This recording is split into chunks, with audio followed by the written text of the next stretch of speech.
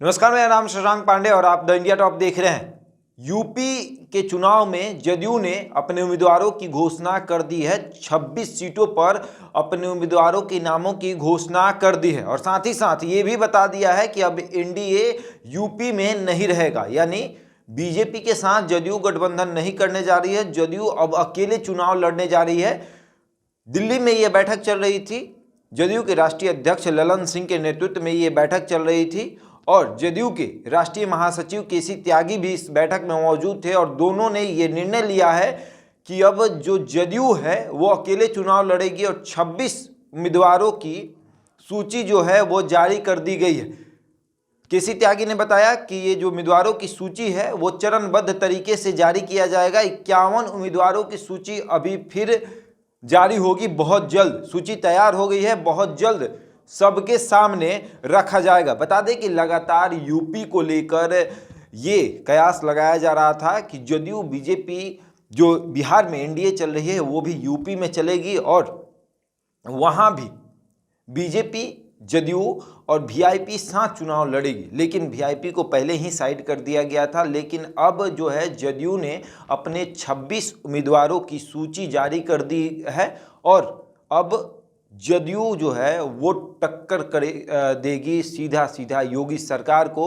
बता दें कि बिहार के मुख्यमंत्री नीतीश कुमार भी यूपी जा सकते हैं और वहां पर चुनावी जो रैलियां हैं वो करेंगे, चुनावी जो जनसभा है उसे संबोधित करेंगे, ऐसा सूत्रों के हवाले से खबर आ रहा है। और अब जदयू जो है अपनी मजबूती यूपी में दिखाएगी। सारे जदयू के जो बिहार के नेता है वो यूपी में जाएंगे और वहां पर अपने पार्टी का चुनाव प्रचार करेंगे। लगातार जदयू जो है अपने आप को मजबूत बनाने के लिए लगी हुई है और यूपी में ऐसे में 26 जगहों पर अपने उम्मीदवारों की सूची जारी कर दी है। 26 उम्मीदवार उनके मैदान में उतर गए हैं। 51 जो उम्मीदवारों की सूची है वो बहुत जल्द सबके सामने आ जाएगा। जदयू के राष्ट्रीय अध्यक्ष ललन सिंह के नेतृत्व में ये बैठक दिल्ली में चल रही थी और इस बैठक के समाप्त होने के बाद 26 उम्मीदवारों की सूची जो है वो जारी कर दी गई।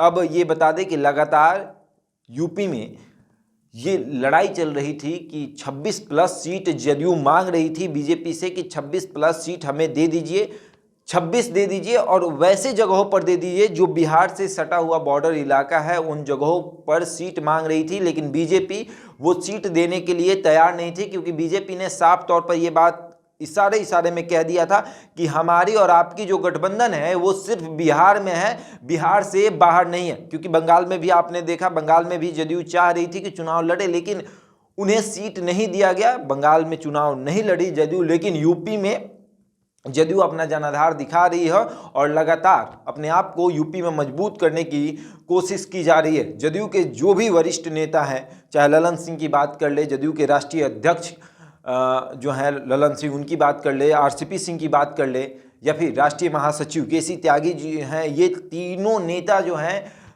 लगातार प्रयास कर रहे थे, बीजेपी से बात कर रहे थे, जो बीजेपी के शीर्ष नेतृत्व हैं उनसे बात कर रहे थे कि जदयू में हमारे साथ गठबंधन कर लीजिए और हमें 36 प्लस सीट दे दीजिए, वहां पर हम भी चुनाव आपके साथ लड़ेंगे, सहयोगी पार्टी बनेंगे। क्योंकि जिस तरह से बिहार में एनडीए की सरकार चल रही है, डबल इंजन की सरकार चल रही है, वैसे ही यूपी में भी ये कयास लगाया जा रहा था कि यूपी में भी डबल इंजन की सरकार चलेगी।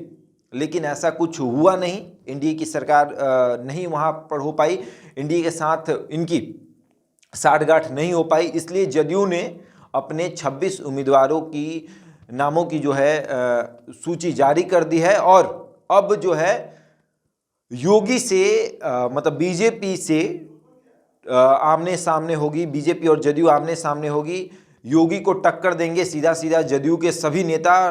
बिहार के मुख्यमंत्री नीतीश कुमार भी जाएंगे वहां पर, जनसभा को संबोधित करेंगे, अपने पार्टी का चुनाव प्रचार करेंगे, प्रत्याशियों का चुनाव प्रचार करेंगे और अपने पार्टी को, अपने प्रत्याशी को मजबूत बनाने के लिए हर संभव प्रयास भी करेंगे। ऐसी तमाम खबरों के लिए जुड़े रहे हमारे साथ और देखते रहे द इंडिया टॉप।